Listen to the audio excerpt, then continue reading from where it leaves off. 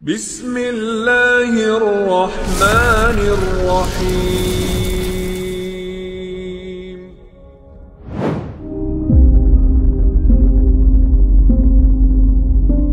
Kisah Nabi Allah Ismail alaihi salatu wassalam. Tentu kisah ini menarik untuk kita kaji, karena bagaimanapun Nabi Allah Ismail adalah kakek buyut daripada Nabi kita, Nabi Muhammad sallallahu alaihi wasallam. Nanti kita akan jelaskan nasab dari Nabi kita sampai kepada Nabi Allah Ismail alaihi salatu wassalam. Ma'asyiral muslimin yang dimuliakan Allah Subhanahu wa taala. Di dalam Al-Qur'an Allah Subhanahu wa taala sebut tentang kisah Ismail ini sekali di 8 surat dalam Al-Qur'an. Di antaranya surah Al-Baqarah, kemudian terulang di Al-Imran, kemudian terulang di An-Nisa, kemudian juga pada surah Al-An'am, pada surah Ibrahim, kemudian Al-Anbiya, surah Sad, dan juga surah Maryam. Artinya cukup lengkap kisah Ismail alaihi salatu wassalam disebutkan di dalam Al-Quranul Karim. Kalau kita melihat kepada nasab daripada Ismail sampai kepada Rasul kita Nabi besar Muhammad sallallahu alaihi wasallam. Jadi Ismail alaihi salatu wassalam itu memiliki 12 putra. Jadi anak-anak Ismail itu semuanya 12, satu perempuan. Di antara nama-namanya disebutkan oleh Imam Ibnu Ishaq, seorang pakar sejarah. Di antara anak-anak Ismail itu ada namanya Nabit, kemudian Qaidar, kemudian Misha, kemudian Musmi, kemudian Mashi, kemudian Ad-Daus, kemudian Arur, kemudian Yatur, kemudian Nabish, Tima, Qaidum, dan yang terakhir perempuan namanya Nasma. Ini seluruhnya 12 putra dan satu putri Ismail alaihi salatu wassalam. Lah dari keturunan Ismail itu ada namanya Nabit.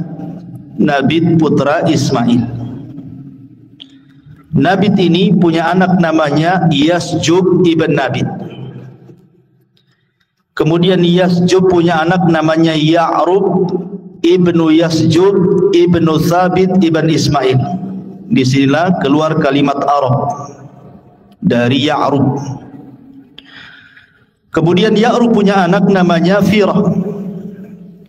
Kemudian Firah punya anak namanya Nahur.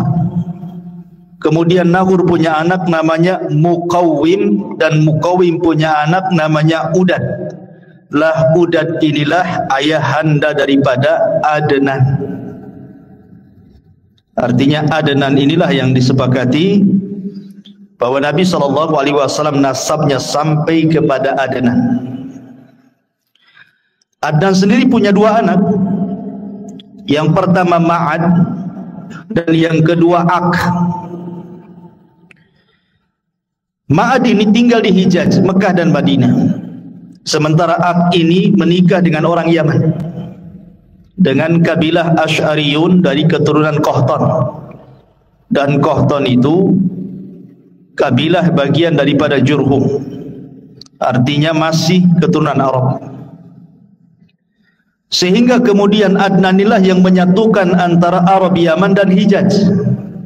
Karena Ak putranya menikah dengan salah satu putri Yaman dari keturunan Qahtan Asy'ariyin, sementara Ma'ad ini tinggal di Hijaz. Lah kalau kita melihat nasab Nabi SAW, kita lihat Nabi SAW namanya Muhammad ibnu Abdullah ibni Abdul Muttalib ibni Hashim ibni Abdul Manaf ibni Qusay ibni Kilab ibni Murrah ibni Ka'ab ibni Lu'ay ibni Khuzaimah ibni Mudrikah ibni Ilyas ibni Mudhar ibni Nizar ibni Ma'ad. Dan Ma'ad tadi saya katakan putra siapa? Adnan. Dari Adnan kemudian naik lagi Udad ibni Muqawwim ibni Nahur ibni Firah ibni Ya'ruf ibni Yasjub ibni Nabit ibni Ismail, baru Ismail ibni Ibrahim. Dari sini nyambung bahwa Ismail adalah kakek buyut daripada Nabi kita Muhammad SAW. Jadi yang kita akan ceritakan ini Nabi yang mulia, karena bagaimanapun Ismail adalah kakek buyut Nabi kita. Kita harus tahu sejarahnya. Ma'asyiral muslimin yang dimuliakan Allah Subhanahu wa taala, sepakat para ahli sejarah bahwa nabi-nabi sebelum Ibrahim itu semua keturunan Nuh alaihi salatu wassalam. Tetapi setelah Ibrahim alaihi salatu wassalam diutus, maka tidak ada nabi dan rasul satu pun kecuali keturunan Ibrahim. Jadi kalau sebelum Ibrahim, sepakat ulama sejarah bahwa para nabi keturunan daripada Syam, putra Nuh. Tetapi setelah Ibrahim diutus, maka tidak ada nabi dan rasul kecuali turunan Ibrahim. Makanya Ibrahim disebut Abul Anbiya, bapaknya para nabi. Lah Ibrahim sendiri memiliki banyak anak sebenarnya, karena istrinya juga banyak. Walaupun yang masyhur dia menikah dengan dua wanita, Hajar dan Sarah kan gitu ya. Tapi ada wanita lain dinikahi, Ibrahim punya anak. Putra Ibrahim itu antara 7 sampai 8, tetapi yang masyhur adalah Ismail dari istrinya Hajar dan Ishak dari istrinya Sarah. Kemudian dari Ishak lahirlah seorang nabi juga namanya Yakub. Dan dari Yakub ini lahir 12 keturunannya, salah satunya Nabi Yusuf alaihi salatu wassalam. Dan dari 12 ini berkembang biak dan disebut dengan Bani Israel. Dari turunan Yakub ini ribuan para nabi muncul dan diutus kepada Bani Israel, dan ditutup dengan kenabian dan kerasulan Isa ibnu Maryam alaihi salatu wassalam. Ini dari jalur Isa. Tapi kalau dari jalur Ismail tidak ada yang jadi nabi. Tidak ada yang jadi nabi. Baru setelah kemudian keturunannya sampai kepada Abdul Muttalib. Abdul Muttalib punya anak namanya Abdullah. Dari Abdullah inilah lahir Nabi akhiruz zaman, Khatamul Anbiya wal Mursalin, Rasul Muhammad sallallahu alaihi wasallam. Itu kalau kita bicara nasab.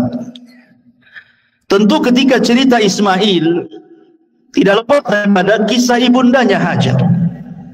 Lalu siapa Hajar ini? Ada yang mengatakan bahwa Hajar ini, kalau menurut versi Yahudi, dia adalah seorang budak yang berada di istana Farainah, istana Fir'aun Mesir kala itu.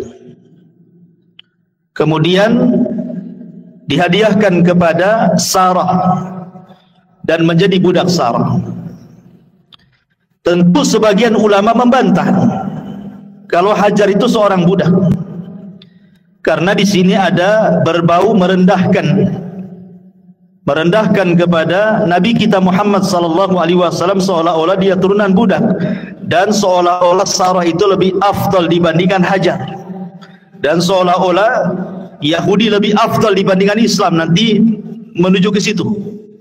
Sehingga orang-orang Yahudi di dalam kitabnya At-Takwim itu mereka mengatakan seperti itu. Hajar seorang budak, sementara Sarah ini tuannya. Sehingga ada sebagian para ulama membantah, Hajar ini bukan budak. Hajar ini justru adalah turunan Amalikoh ataupun turunan Faraina yang dahulu menguasai Mesir. Dan dia adalah putri daripada pembesar Amalikoh atau Amalikoh dan juga Kan'ani ini. Kemudian dijajah oleh Faraina, oleh orang-orang Fir'aun. Kemudian ditawanlah Hajar ini, kemudian dijadikan pelayan di istana Fir'aun. Lah kemudian setelah Sarah datang ke Mesir bersama Ibrahim, kemudian raja ini hendak melakukan sesuatu yang buruk kepada Sarah. Sarah pun berdoa kepada Allah dengan tawasul dengan amal saleh. Tiba-tiba raja ini stroke, tidak bisa bergerak, kemudian minta doa supaya disembuhkan. Maka Sarah berdoa kepada Allah, kemudian disembuhkan. Karena dia ketakutan kepada Sarah tapi hatinya masih suka, maka kemudian dihadiahkanlah Hajar kepada Sarah sebagai bukti kecintaan Fir'aun ini kepada Sarah, karena tidak bisa apa-apa. Ya. Jadi Hajar ini orang mulia, bukan sebagaimana prasangka orang-orang Yahudi. Itu ada yang mengatakan seperti itu. Intinya bahwa kemudian Hajar ini dihadiahkan kepada Sarah, kemudian tinggal bersama Sarah dan juga Ibrahim di Mesir. Tetapi karena memang kondisinya kurang kondusif, akhirnya Ibrahim pun kemudian meninggalkan Mesir dan kembali ke Syam, Palestina. Maka hiduplah 3 orang ini di Palestina. Lah usia Ibrahim alaihi salatu wassalam itu sudah tua, sudah hampir 82 tahun lebih, tetapi tidak kunjung juga punya keturunan. Hampir 86 lebih gitu ya, dia di atas 80 lah. Tidak punya keturunan juga, tetapi Ibrahim terus berdoa kepada Allah Subhanahu wa taala. Dan Sarah tahu bahwa Ibrahim itu pengen punya keturunan, sehingga karena kecintaan Sarah kepada Ibrahim, dia melirik Hajar. Bagaimana kalau seandainya Ibrahim menikah dengan Hajar, siapa tahu dari Hajar ini melahirkan keturunan. Akhirnya kemudian Ibrahim menikahi Sarah, menikahi Hajar, dan betul setelah menikah dengan Hajar, maka hamillah Hajar, kemudian punya anak dan lahirlah bayi, kemudian dinamai Ismail ibnu Ibrahim. Kemudian timbullah kecemburuan. Ingat bahwa idza aradallahu syai'an ahya asbab. Allah itu kalau menghendaki sesuatu pasti dimunculkan sebabnya. Allah menghendaki Ibrahim itu hijrah dari Palestina ke Mekah kan gitu. Tapi kan harus ada sebabnya. Sebabnya apa kan itu? Maka dibuat sebabnya. Salah satu penyebabnya adalah Hajar ini ketika memiliki Ismail, Ibrahim itu cinta betul dengan Ismail. Otomatis ketika cinta dengan Ismail lebih banyak tinggal bersama Hajar. Cemburulah Sarah. Wajar kecemburuan seorang wanita, istri Nabi saja cemburu, Aisyah kan, kepada Safiyah. Sampai-sampai kemudian mengatakan tentang Safiyah itu, hasbuka an Safiyata kada wa kada ya Rasulullah. Cukuplah Safiyah ini begini dan begitu. Maksudnya Aisyah ingin mengisyaratkan dengan tangannya, Safiyah itu pendek loh, aku tinggi, gitu maksudnya. Ingin merendahkan Safiyah. Tapi Rasul marah dan mengatakan, ya Aish, laqad qulti kalimatan law muzizat bihal bahru lamazazathu. Wahai Aisyah, engkau sudah mengucapkan kalimat ghibah, yang satu kalimat ghibah ini kalau dilempar ke air lautan, satu air lautan tercemar dengan kalimat. Aisyah cemburu karena Safiyah ini walaupun kecil pendek tapi cantik. Artinya kecemburuan itu ada gitu. Jangan dikira istri Nabi tidak cemburu kan gitu. Kalau istri Nabi saja cemburu, apalagi istri antum. Kalau antum poligami ya wajar kan itu. Jangan ngamuk-ngamuk antum kan itu. Aisyah saja cemburu, kemudian juga Sarah juga cemburu kepada Hajar kan. Akhirnya Sarah meminta kepada Ibrahim untuk dijauhkan Hajar dengan dirinya. Terserah mau ditaruh di mana, tapi jangan dekat-dekat dengan diriku. Dari situlah datang perintah agar Ibrahim membawa Hajar ke mana? Ke Mekah. Bayangkan Palestina ke Mekah itu kan perjalanan 1 bulan naik unta tuh. Tentu sekali lagi karena hikmah yang Allah kehendaki. Maka berangkatlah kemudian Ibrahim bersama Hajar dan bayi kecil Ismail. 1 bulan naik unta sampai kemudian singgah di sebuah wadi, lembah. Lembah itu tidak ada tanaman, tidak ada air. Di sekelilingnya hanyalah padang pasir kering kelontang, lautan padang pasir yang tidak bertepi. Tiba-tiba kemudian sampai di situ, Ibrahim hanya meletakkan Hajar dan juga Ismail kemudian pergi. Hanya dibekali beberapa bekal untuk beberapa hari saja. Tentu wanita ditinggal suaminya begitu saja kan tidak terima juga. Akhirnya dia mengikuti Ibrahim dan mengatakan kepada Ibrahim, "Aina tadhhab wa tatrukuna bihadzal wadi?" Ya Ibrahim, Anda pergi kemana? Kenapa kau tinggalkan kami di lembah ini? Alladzi laisa fihi insun wala syai'un. Di sini tidak ada manusia. Di sini enggak ada apa-apa. Enggak ada pohon, enggak ada binatang, enggak ada minuman, enggak ada apa-apa. Dan terus mengikuti Ibrahim sampai ketika di tempat namanya Kada. Baru kemudian Ibrahim terhenti. Kemudian Ibrahim mengatakan kepada Hajar, ilallah, kutinggalkan dirimu kepada Allah. Bayangkan hanya ngomong begitu saja, kutinggalkan dirimu kepada Allah. Barulah kemudian Hajar paham dan mengatakan, raditu billah. Dalam riwayat Bukhari, idzan la yudayyi'un Allah. Kalau begitu saya redha dengan Allah. Dalam riwayat, kalau begitu pasti Allah tidak akan menyia-nyiakan saya. Kalau begitu idhab ya Ibrahim, pergi engkau Ibrahim. Dari sini ada pelajaran besar bagaimana Hajar dan juga Ismail kecil mengajarkan kepada kita sifat tawakkul ala Allah, sifat tawakal. Dan ini risalah kepada para wanita-wanita di zaman sekarang gitu ya, yang mungkin ditinggal meninggal suaminya, atau ditinggal pergi bekerja suaminya berbulan-bulan, atau boleh jadi suaminya tidak bertanggung jawab, boleh jadi Allah berkehendak lain untuk dirinya. Kalau dia bertawakal kepada Allah Subhanahu wa taala, maka katakan seperti yang dikatakan Hajar, idzan la yudayyi'un Allah. Kalau begitu Allah tidak menyia-nyiakan saya.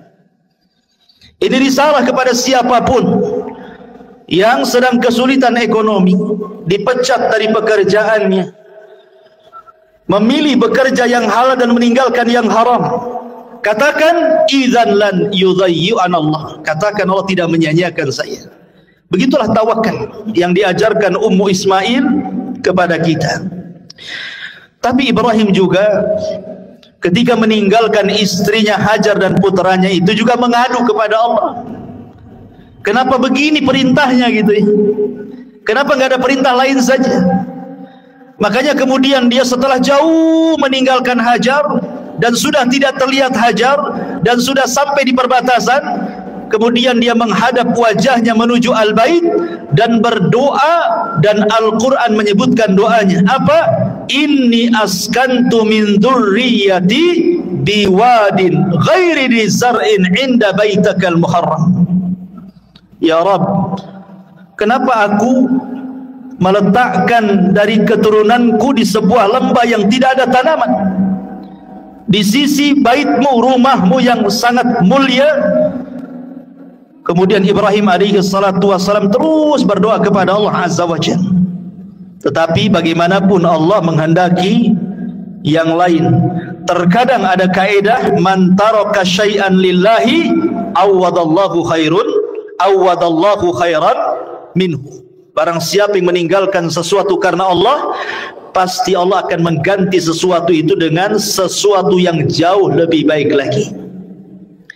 Boleh jadi kalau seandainya Hajar tetap bersama Ibrahim di Palestina dan Sarah, tentu kehidupannya akan seperti itu saja kan, kecemburuan dan begitu seterusnya kan.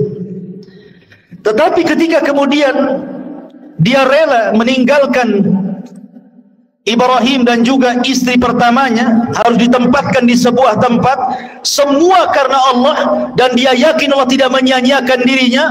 Akhirnya kemudian justru itulah awal sejarah yang tidak pernah bisa dilupakan umat manusia sampai sekarang. Sekarang yang banyak diceritakan Hajar bukan Sarahnya kan? Karena berkat sejarah Hajar inilah ada manasik haji. Ya, ada manasik haji. Di antara manasik haji itu adalah perbuatan Hajar ketika dia mencari air dari Bukit Safa ke Marwah. Kemudian ada air Zam-Zam. Tetapi kisah Sarah kan hanya sampai di situ. Tetapi kisah Hajar dikenal, bahkan meninggalkan ibadah yang luar biasa kepada kita, termasuk juga peninggalan ma'u Zam-Zam, air yang luar biasa berkahnya di permukaan bumi. Sampai hari ini kita bisa menikmati air itu bagi siapa yang datang ke Mekah Al-Mukarramah untuk haji ataupun umrah. Luar biasa. Jadi jangan takut kalau orang meninggalkan sesuatu karena Allah, itu pasti Allah akan ganti sesuatu itu yang lebih baik lagi. Seseorang bekerja di tempat yang penuh dengan riba, dia tahu riba haram, maka sedikit-sedikit dia keluar dari situ mencari yang halal. Insya Allah ternyata yang halal lebih tenang, boleh jadi lebih berkah dunia dia dan akhirat dia. Jangan takut meninggalkan sesuatu karena Allah subhanahu wa ta'ala, karena Allah tidak mungkin menyia-nyiakan hambanya yang meninggalkan karena dia. Ma'asyiral muslimin yang dimuliakan Allah azza wa jalla, ketika kemudian Hajar sudah ditinggalkan oleh Ibrahim bersama putranya Ismail, habis bekalnya, hanya beberapa hari saja. Apalagi yang dihajatkan seseorang di tengah padang pasir itu adalah minuman. Minuman sudah tidak ada, mereka hampir kehausan. Anda bayangkan, seolah-olah Ibrahim ini secara kasat mata sengaja membiarkan kedua manusia ini suruh mati. Tetapi bukan itu kehendak Ibrahim, ini semua kehendak Allah. Allah kalau menghendaki sesuatu pasti ada hikmah di dalamnya. Makanya ketika itu Ismail ditinggalkan oleh Hajar mencari air ke sana kemari. Naiklah dia ke Bukit Safa. Kemudian nampak ada air macam fata morgana di Marwah, lari dia ke Marwah. Saking paniknya si bolak-balik saja itu, Safa Marwah sampai 7 kali putaran. Dia khawatir dengan putranya Ismail karena mendengar dia menangis. Saat dia pulang dan hendak melihat Ismail, dia mendengar suara.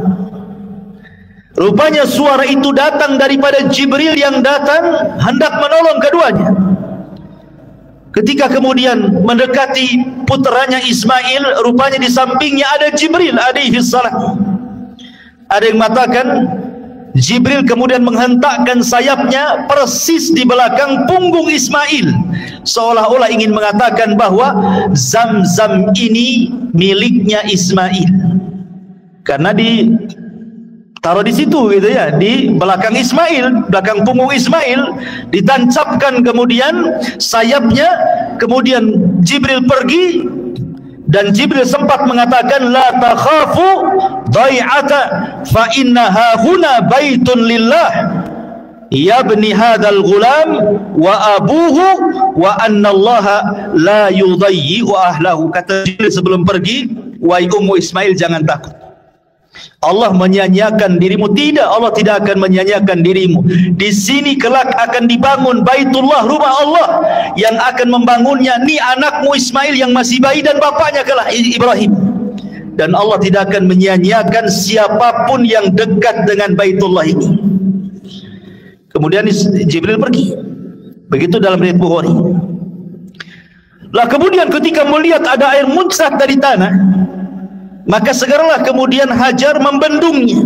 Dalam bahasa Arab, Membendung itu artinya zam, zam, zam. Jadi dikumpulkan di bendung sambil mengucapkan zam, zam, zam. Maka kemudian air itu menjadi zam-zam. Sampai kata Nabi SAW, kalau seandainya Ummu Ismail tidak membendung zam-zam, niscaya zam-zam itu akan memenuhi seluruh padang pasir satu Arab itu. Ya.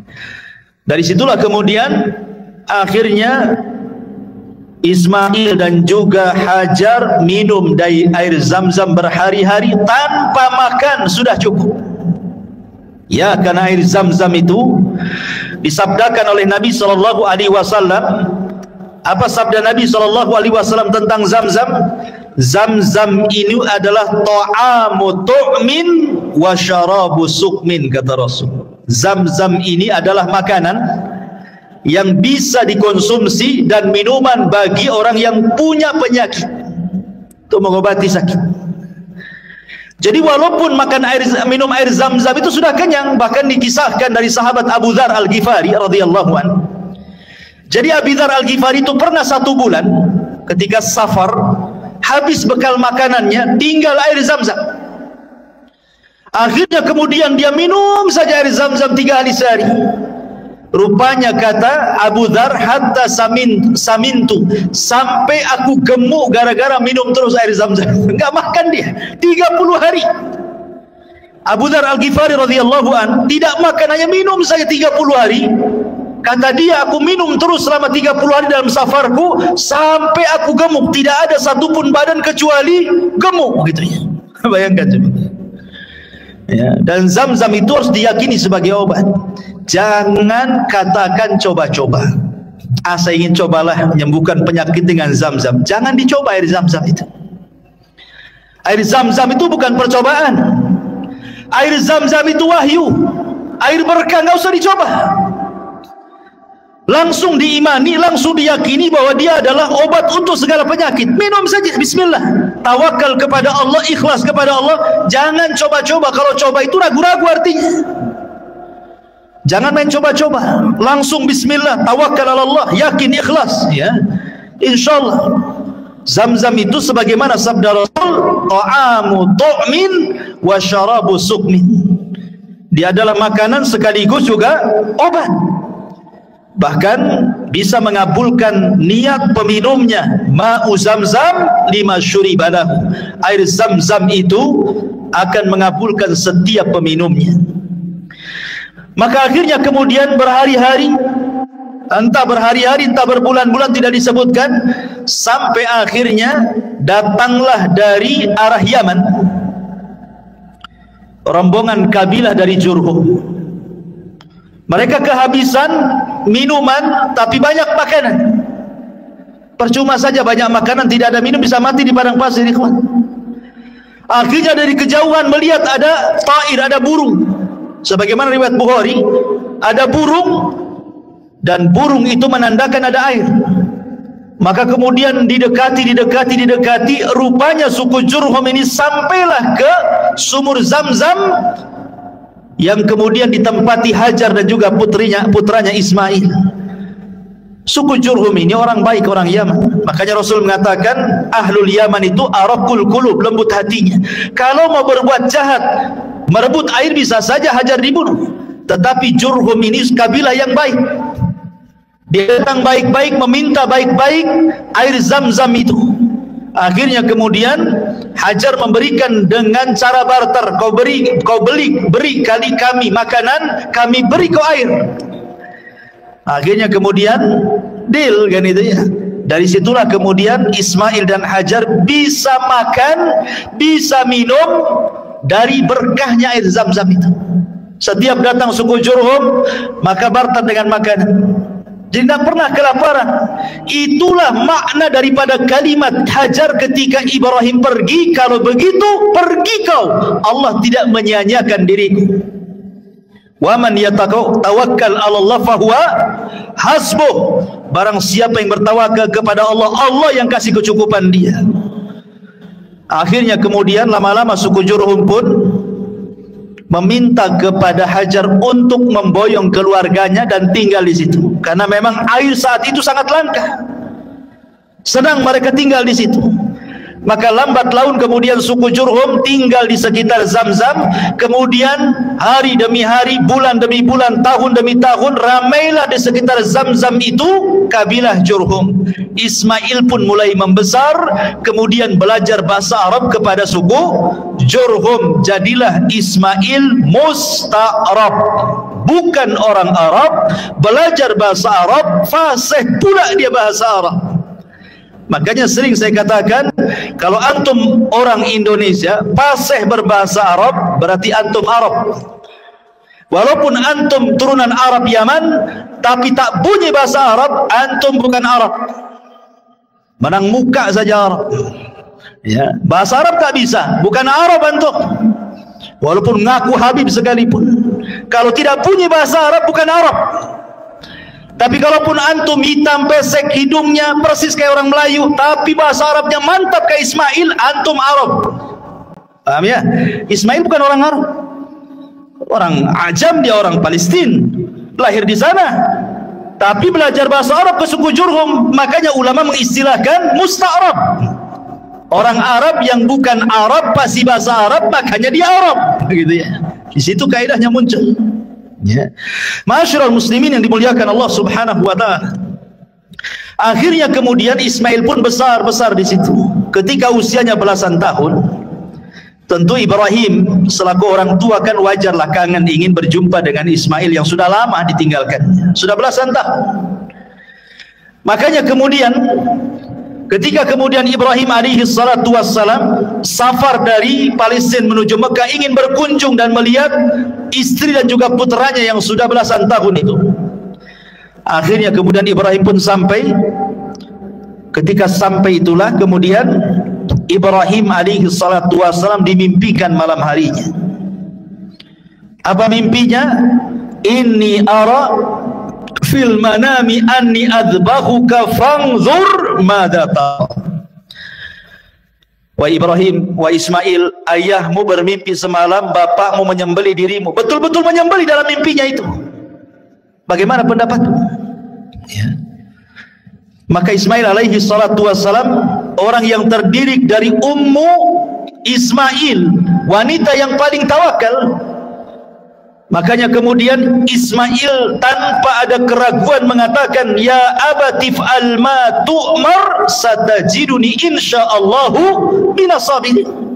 Wahai bapakku, kalau itu perintah Allah, insyaallah engkau akan mendapati aku termasuk anak yang sabar.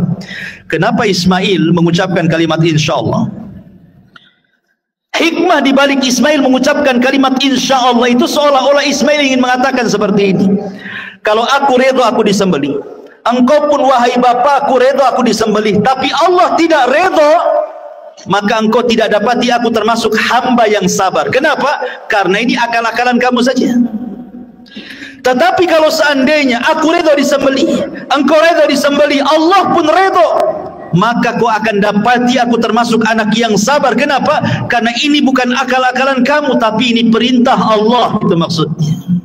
Makanya dia mengatakan, satajiduni insyaallahu minas sabirin. Kau akan dapati aku termasuk hamba Allah yang bersabar insyaallah, kalau Allah berkehendak. Itulah kandungan makna insyaallah. Penting kita mengucapkan kalimat insyaallah itu. Ya, bukan kalimat ragu-ragu insyaallah itu, tapi kalimat berkah. Ya. Karena biasanya di masyarakat kalau sudah main-main insyaallah itu dimain-mainkan itu, seolah-olah ragu-ragu kan, besok datang nggak ya? Karena nggak mau datang, cuman bilang nggak mau datang, malas, takut tersinggung, main insyaallah kan? Insyaallah katanya. Padahal memang niatnya sudah niatnya nggak mau datang. Insyaallah katanya. Gitu ya. Bisa saja insyaallah lah datang. Tapi kalau sudah memang nggak niat datang, bilang aja saya nggak datang besok. Kecuali kalau antum janji mau datang, itulah penting mengucapkan insyaallah kan. Karena ketika antum janji mau datang, bisa saja di jalan macet, bisa saja di jalan kecelakaan, bisa saja ada masalah, maka baru kemudian ucapkan kalimat insyaallah.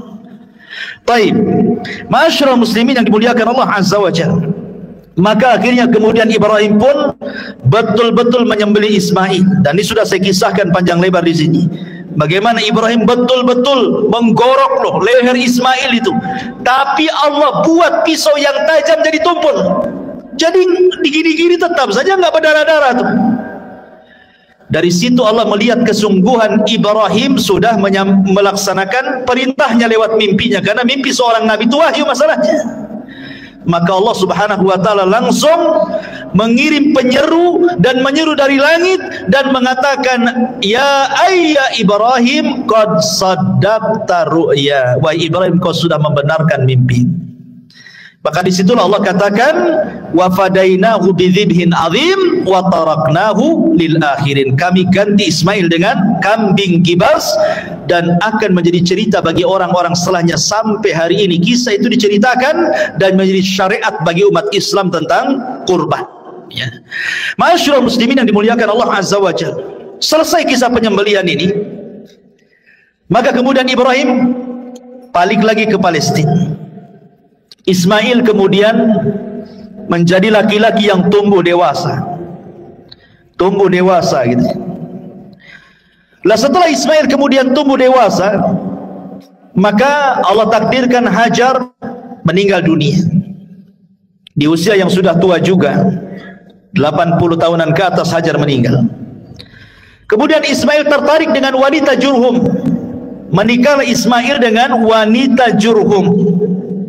Masalahnya disebutkan di dalam sejarah, bahkan juga diriwayatkan dalam Sahih Bukhari, bahwa ketika kemudian Ismail alaihi salatu wassalam menikah dengan wanita Jurhum itu, Ibrahim mendengar putranya sudah menikah. Maka Ibrahim dari Palestina datang ke Mekah ingin melihat istri daripada Ismail. Kemudian ketika dia berkunjung kepada rumah Ismail, Ismail sedang pergi, sedang mencari kerja, sedang mencari maisha. Maka kemudian Ibrahim bertanya kepada istri pertama Ismail yang dinikahi ini tentang bagaimana kehidupannya. Tiba-tiba kemudian ngeluh dia dan mengatakan, nahnu bisyarrin, nahnu fi dhikin wa syiddatin fasyakat ilaihi. Hidup kami ini susah, kata istri pertamanya ini. Hidup kami dalam kejelekan, hidup kami tidak senang, hidup kami dalam kemiskinan, susah makan, macam-macam diadukan kepada Ibrahim. Ini istri Ismail tidak tahu kalau di depannya itu Ibrahim, karena dia nggak ngaku dia mertuanya kan gitu. Akhirnya kemudian Ibrahim ini melihat ini kok istrinya aneh, ini kok ngeluh-ngeluh gini nih, berarti Ismail ini salah cari jodoh nih.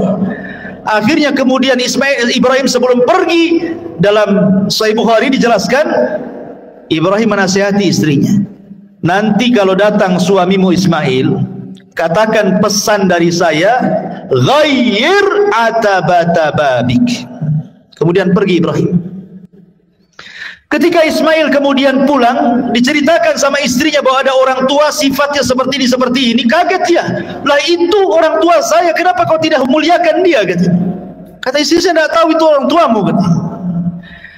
Akhirnya kemudian kata Ismail, berpesan apa itu orang tuaku kepadaku? Kata istrinya, dia hanya berpesan, ghayyir atabata babik, katanya, ganti tangga menuju rumah depanmu, katanya. Kata Ismail, oh iya, yang dimaksud atabat itu adalah engkau. Aku disuruh menceraikan kamu, katanya. Wasiat Ibrahim. Akhirnya diceraikan istri pertamanya. Kemudian setelah diceraikan istri pertamanya, terdengarlah oleh kabilah Jurhum Ismail menceraikan istrinya. Akhirnya kemudian banyak pembesar-pembesar Jurhum itu yang menawarkan putrinya. Bagaimanapun Ismail ini tokoh kan gitu ya. Dia pemilik Zamzam, orang-orang Jurhum mereka sangat berhajat kepada Zamzam, dan itulah ekonominya selama ini mereka hidup. Akhirnya kemudian ada salah satu daripada pembesar Jurhum itu menawarkan putrinya yang saleh untuk menikah dengan Ismail. Akhirnya kemudian Ismail pun menikah dengan istri keduanya, tapi tetap Ibrahim hendak mengujinya. Datang kedua kalinya kepada istri yang keduanya, kemudian bertanya soal kondisi kehidupannya. Maka kemudian kata istri keduanya, dia menceritakan, nahnu bi khairin, katanya, kami dalam kondisi baik, wasaatin, dan dalam kondisi lapang, padahal kehidupannya susah, tapi dia tetap mengatakan baik dan kondisi lapang. Berarti baik akhlaknya tuh. Kemudian ketika itu karena istri keduanya kan tidak tahu kalau itu ayahanda daripada Ismail, tetap dia menghormatinya. Diambillah daging kambing, kemudian sebagai menjamu tamu, kemudian diambillah air zam-zam, kemudian disodorkan kepada Ibrahim. Kalau istri pertama nggak keluar tuh sama sekali itu jamuan-jamuan itu ya. Ini istri keduanya betul-betul muliakan tamu.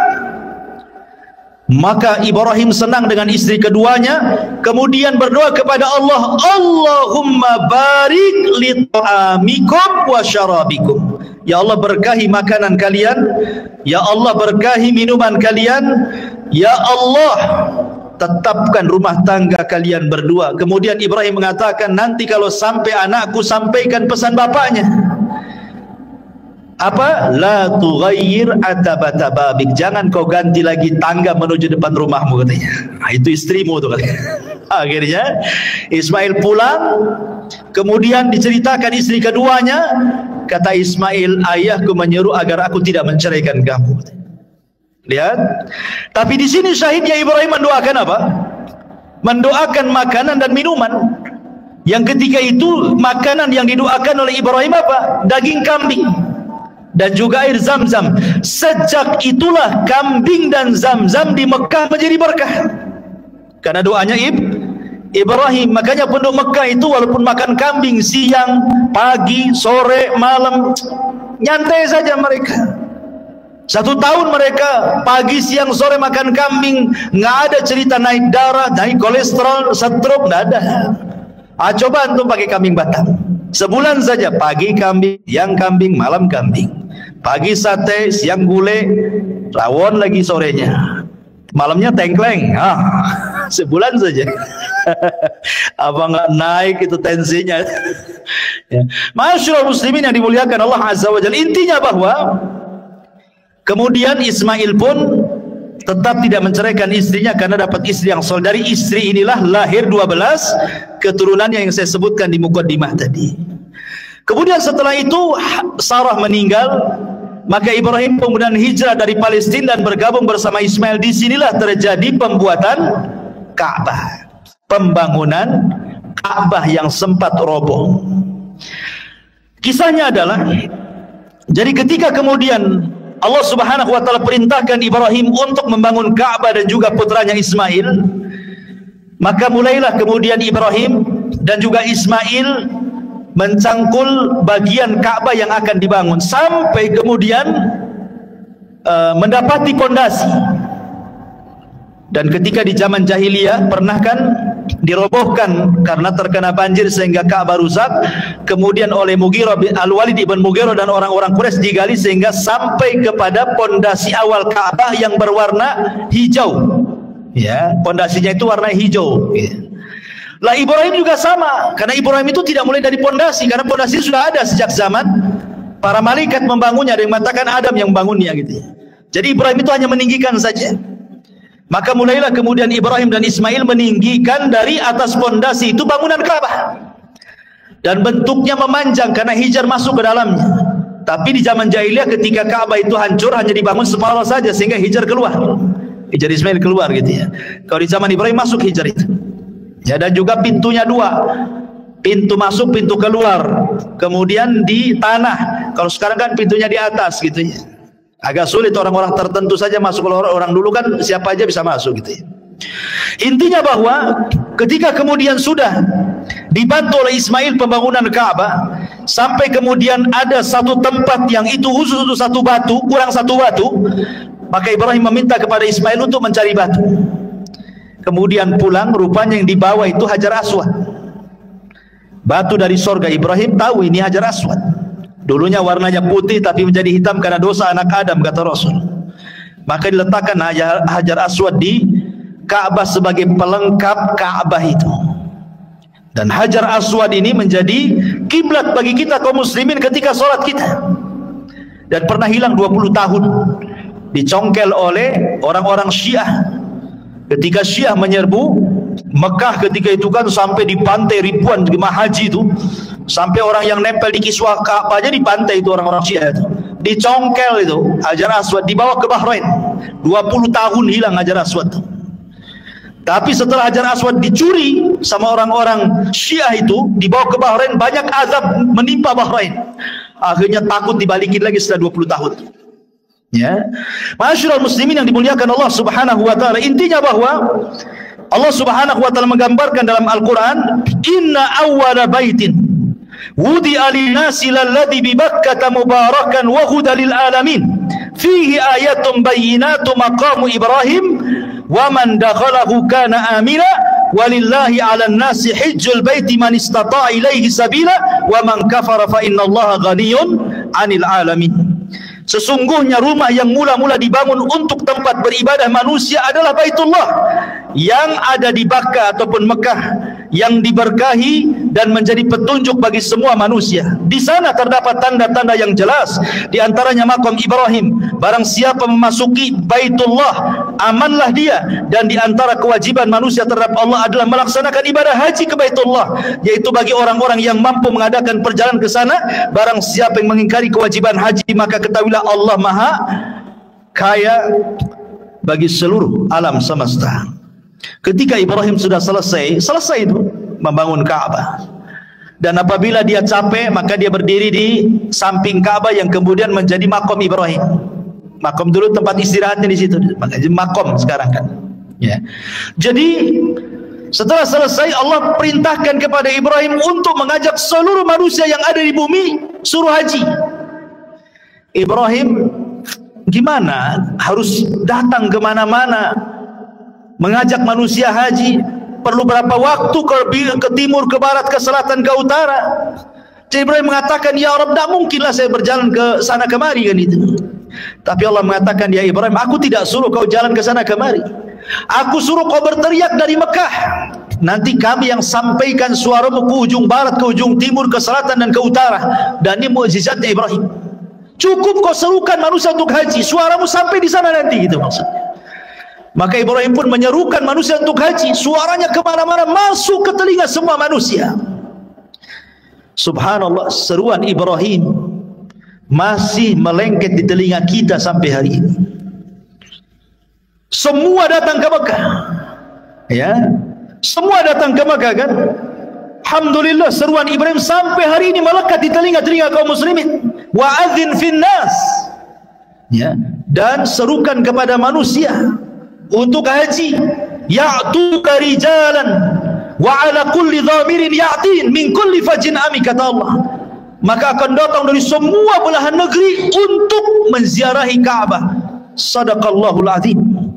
Lihat bagaimana sekarang dari penjuru negeri datang ke Mekah. Subhanallah, tidak ada orang yang bosan datang ke Mekah dalam rangka haji dan umrah. Ya, buktinya orang yang hari-hari umrah belakangan punya travel umrah pula dia. Saking pengen terus ke sana bolak-balik ini. Begitulah Allah cintakan manusia untuk haji. Ma'asyiral muslimin yang dimuliakan Allah Subhanahu wa taala.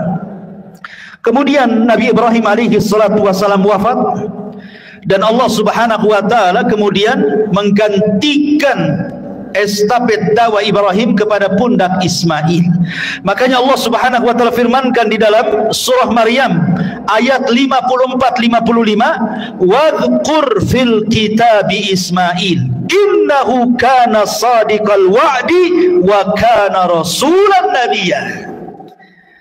Ceritakan wahai Muhammad fil kitab, di dalam Al-Quran, tentang Ismail. Dia adalah orang yang sangat jujur dan amanah. Wa kana rasulan, dia seorang rasul, nabiyan, dan seorang nabi. Diutus kepada siapa kalau dia seorang rasul? Ismail diutus kepada seluruh bangsa Arab. Jadi Ismail nabinya bangsa Arab. Dia seorang rasul dan seorang nabi.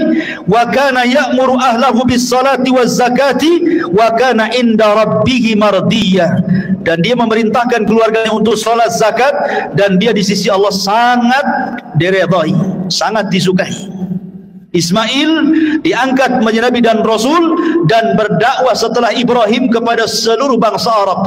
Dan subhanallah, asar Ismail sampai kepada di masa jahiliyah, di masa diutusnya Nabi SAW. Sampai ketika Rasul datang ke Gua Hira untuk tahannut, untuk i'tikaf di Gua Hira, belum diangkat jadi nabi.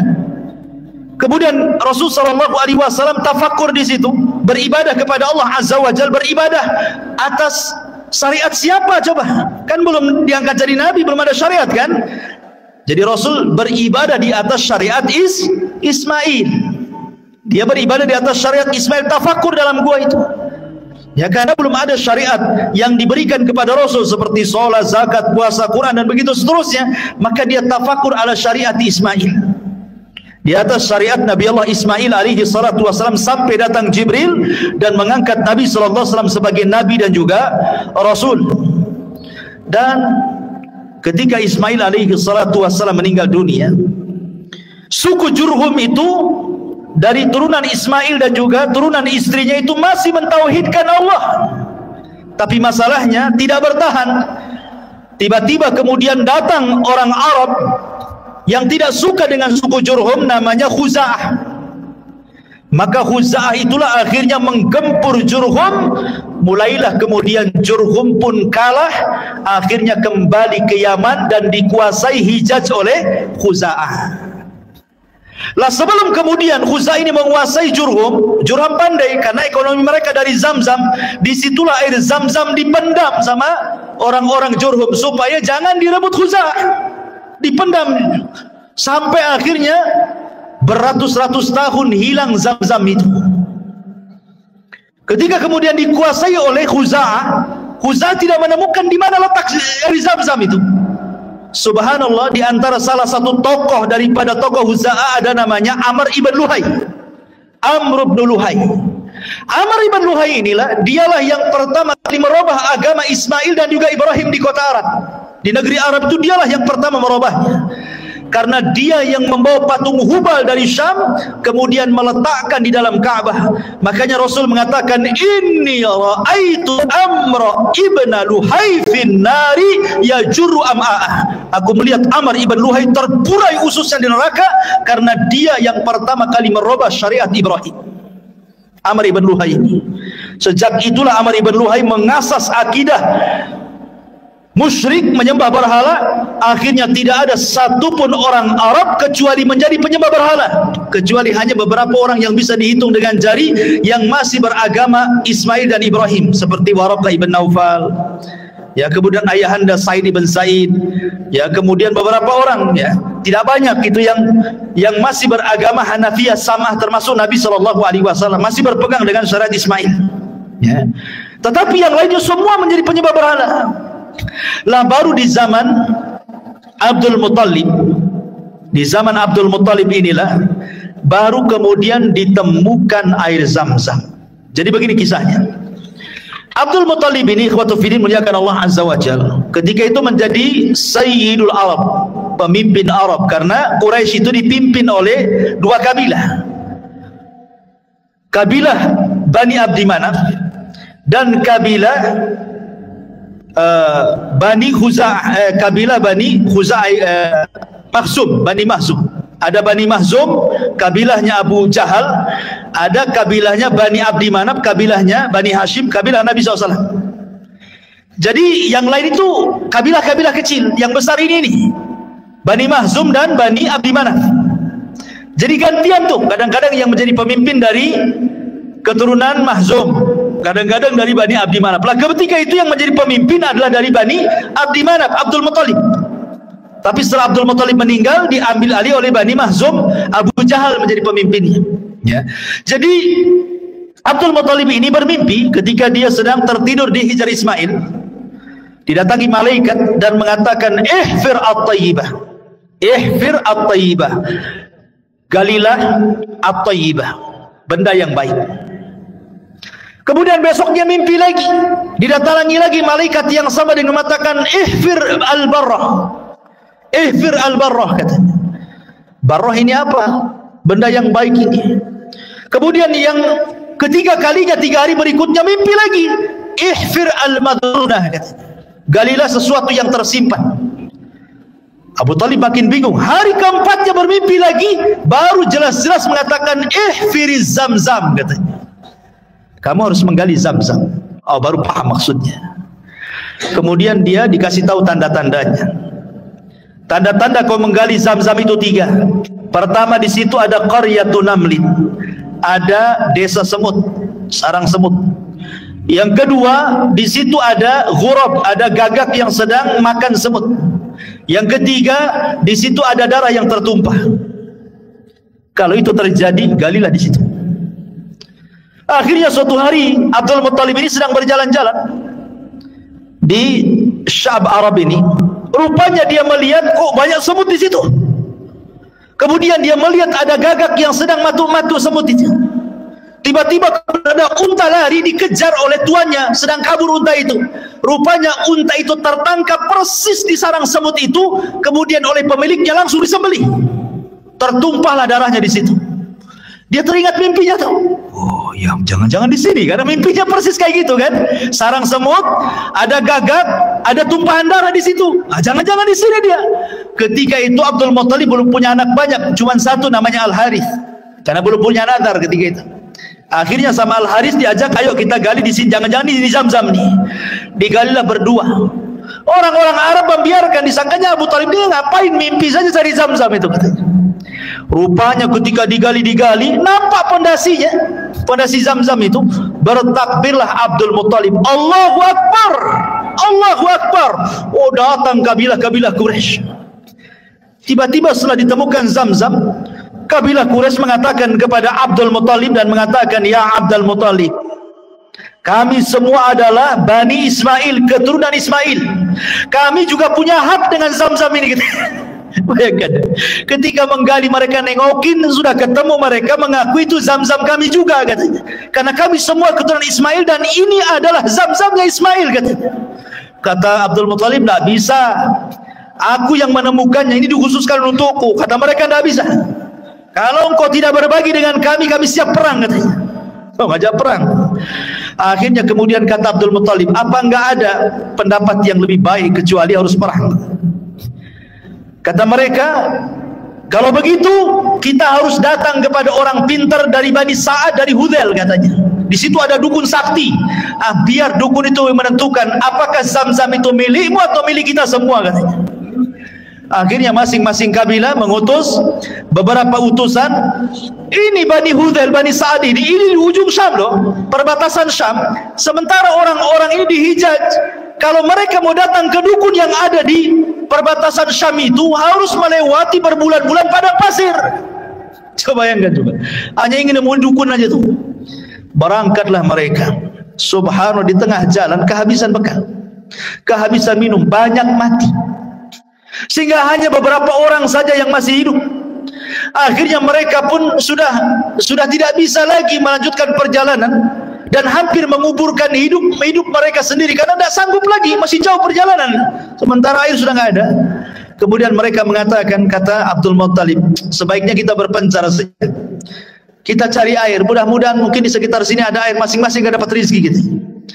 Akhirnya berpencarlah mereka. Qadarullah, ketika Abdul Muttalib hendak pergi, ketika dia menginjak padang pasir, sandalnya itu ketika diangkat keluar air. Akhirnya mereka pun minum dari situ.